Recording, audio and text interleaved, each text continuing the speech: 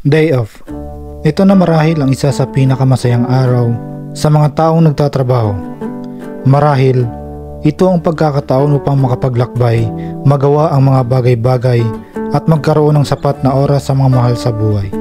Dito sa pinagtatrabahuan ko, sa loob ng isang linggo, isang araw lang ang pahinga ko. Kaya madalas, lahat ng gagawin ko, gusto ko planado. Palaging una sa listahan ko ay ang magpapawis at tumakbo. Pangalawa ay ang manood ng paborito kong pelikula at humilata mula umaga hanggang manawa. Planado ko na lahat maliban sa isa. Yan ay ang masira ang cellphone ko.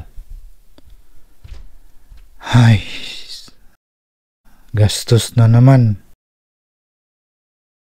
Paano nangyari yon?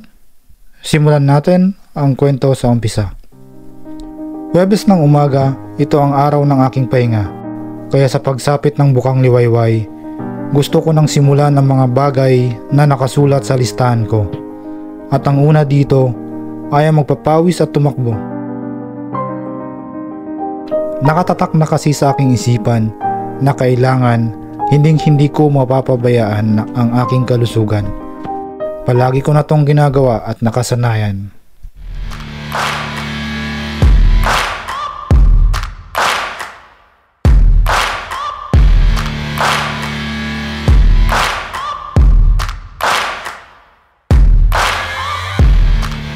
Dahil sa pagtakbo, naihalan tulad ko ang pangarap ko.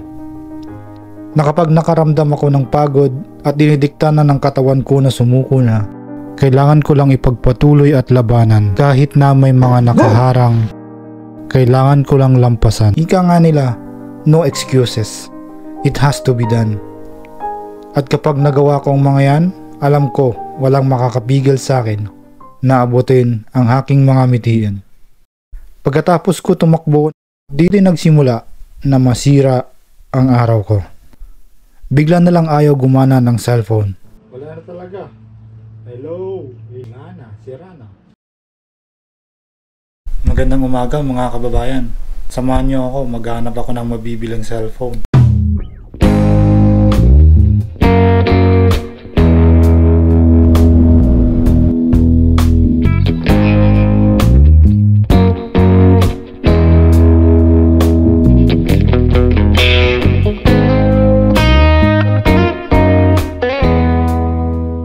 Badayad naman sa simula ang biyahe.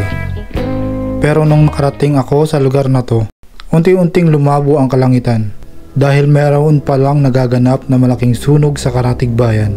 Nandito ako sa lugar na to at ayon sa balita, sa mga lugar na to ang nagaganap na sunog.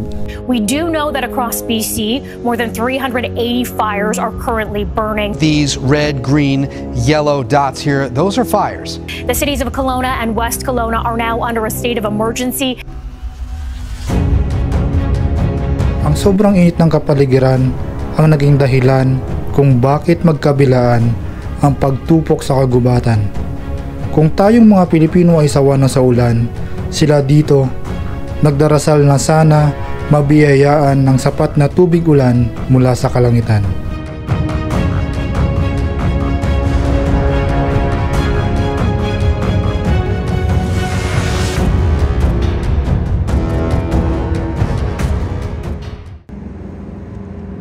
At sa pagbaba ko ng bus, mapapansin sa palibot na parang masalimuot na ang dating magandang pook ngayon ay nababalot na ng mga kapal na usok. At sa pagpasok ko sa mall dito, bumungad sa akin ang katahimikan. At may mga taong pailan-ilan. Ngunit, animoy may pandemya ulit na mas minabuti ng mga tao na mamalagi sa kanilang mga tirahan upang masigurado ang kaligtasan. At dito magsisimula ang mapangahas na gala.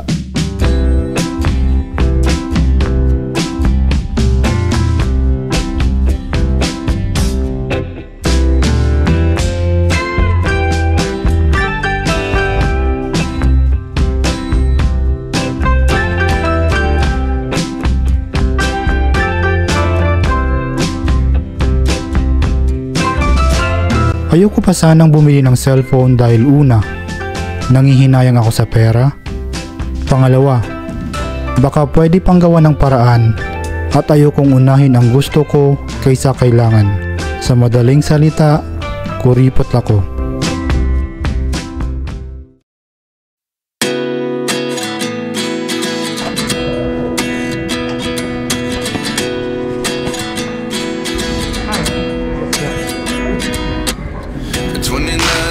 Myself wondering what did happen to the last 10. I ran away with my life, fast forward, never turn back again. It's kind of funny that the more we pass time, the more we need to set them rewind. And 19 was the year I had to leave you, but now I'm seeing all the signs. Is this really happening? I can't believe it's true. Just as surprised. Ako lang ba ang ganito? Na kapag nakakain ng masarap na pagkain, hindi ko magawang lubusang sumaya sapagkat palagi kong inaalala ang aking pamilya. Kung nakakakain ba sila kagaya ng pagkain ko? Sa mga ganitong sitwasyon, lalo kong namimiss ang mga panahong maliliit pa kami.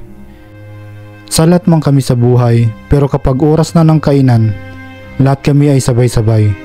Nakakatuwang isipin na kahit kunti lang ang ulam, masaya kaming nagsasalo-salo sa hapagkainan. Masakit lang isipin na isa-isa na kaming umaalis sa poder ng aking magulang. At kanila na ring inaasahan na darating ang panahon, silang dalawa na lang ang maiiwan sa aming tirahan.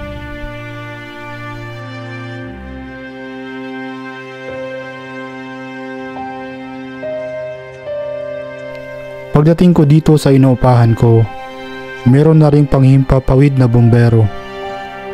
Meron na din palang namumuong sunog malapit dito.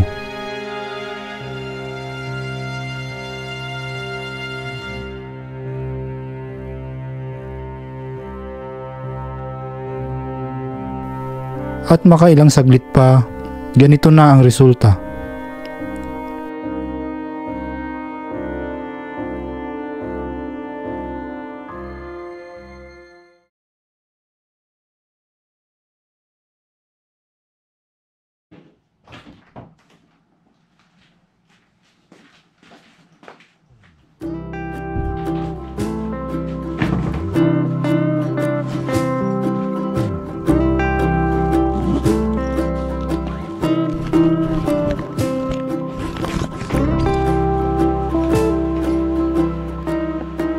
Hindi man nasunod lahat ng plano ko, meron namang naghihintay na mas maganda pa dito. Kaya, hindi dapat tayo magpapa-apekto sa kasalukuyang sitwasyon. Hindi lahat ng pangyayari ay puro negatibo. Ano man ang pagkaloob niya, dapat nating pahalagahan. Dahil hindi natin alam kung kailan ulit tayo biyayaan ng sapat na tubig ulan. Maaaring malabo ngayon ang kalangitan. Maganda naman ang ipapakita niya kinabukasan. Laging tandaan na ang buhay mabilis magpalit ng muka. Maaaring naghihirap ka ngayon, pero baka sa susunod na kabanata, nagpapakasaya ka naman. Ako si Vin, at ito ang kwento ng day off ko.